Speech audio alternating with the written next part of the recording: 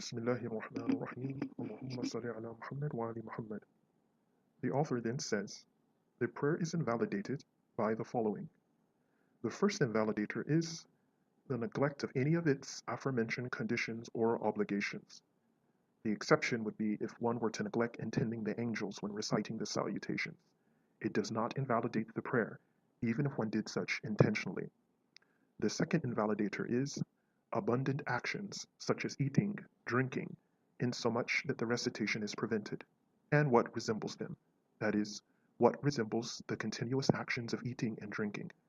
If one were to take 3 steps or more, this would be considered abundant actions, and the prayer would be invalidated. There is no harm if one were to slightly turn from the Qibla. However, if one were to turn from the Qibla to the extent that it is greater than what one would do for the taslim or salutations, the prayer would be invalidated.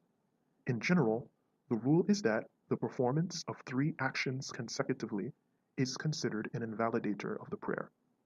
According to Al-Azhar, another instance of abundant actions which invalidate the prayer is returning from an obligation to perform a sunnah that one avoided. For example, if one forgot to perform the middle testimony of faith and had already returned to the standing position before remembering, it would invalidate the prayer if such person were to sit back down to perform the testimony of faith. Is the middle testimony of faith an obligation or sunnah? It is a sunnah. Another example is if one forgot to recite the qunut and prostrated. While in prostration, the person remembered that he forgot the qunut and then stands again to perform it. This would invalidate the prayer because he returned from an obligation to perform a sunnah. If one were to remember a forgotten sunnah after having gone into the next posture of the prayer, one simply continues with the prayer and perform the prostrations of forgetfulness, which we will dwell upon later, inshallah. This aforementioned rule pertains to the physical actions, not verbal statements. So, if one were to recite the testimony of faith incompletely out of forgetfulness, but then remember after the ending of the testimony, one can go back and recite the testimony from the beginning without invalidating the prayer. Why? Because one did not perform excessive movement. Rather, one simply repeated a verbal declaration from the prayer. Also excluded from this rule are those actions that one does to facilitate something in the prayer. If one does a repeated action to aid in the prayer, such as, even if done continuously, do not invalidate the prayer. For example, if one constantly adjusts his clothing in order to ensure that one is properly covered in the prayer, such action does not invalidate the prayer.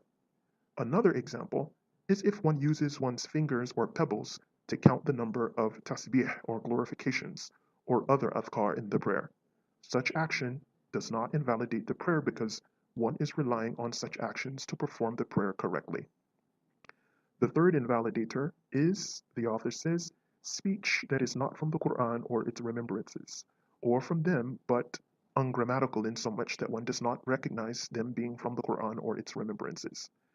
For example, if someone were to sneeze and the one praying says Alhamdulillah, such would invalidate the prayer because although Alhamdulillah is present in the Quran, the intention of the person was to recite it as a response to the sneezing person and not as a dhikr from the Quran.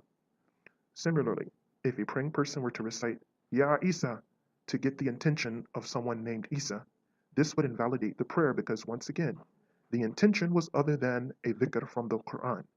Speech is considered that which consists of 2 or more Arabic letters. Anything less than that is not considered speech and does not invalidate the prayer. In the text Al-Azhar, it lists 9 other types of speech which invalidate the prayer that are associated with the recitation of Quran and its adhkar. The first is any of the unauthorized recitations of the Quran. This refers to those recitations other than the following 7 well-known recitations: Nafi', Ibn Kathir, Abu Amr, Ibn Amr, Asim, Hamza, and Al-Kasai. The second type of speech that invalidates is to interrupt or cut a word intentionally. For example, if one were to say Alhamd instead of Alhamdulillah, the prayer would be invalidated if done intentionally.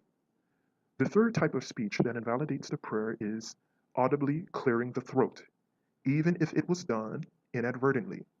This is because Clearing the throat consists of 2 Arabic letters or more. The fourth type of speech that invalidates the prayer is moaning. If the moaning consists of 2 or more Arabic letters and is not out of fear of Allah, then it nullifies the prayer. The fifth type of speech that invalidates the prayer is mispronouncing the Quran or the adhkar of the prayer. This mispronunciation occurs in 2 ways. 1. Pronouncing words that don't appear in the Quran or its adhkar, and 2. Not adhering to the rules of vowel elongation.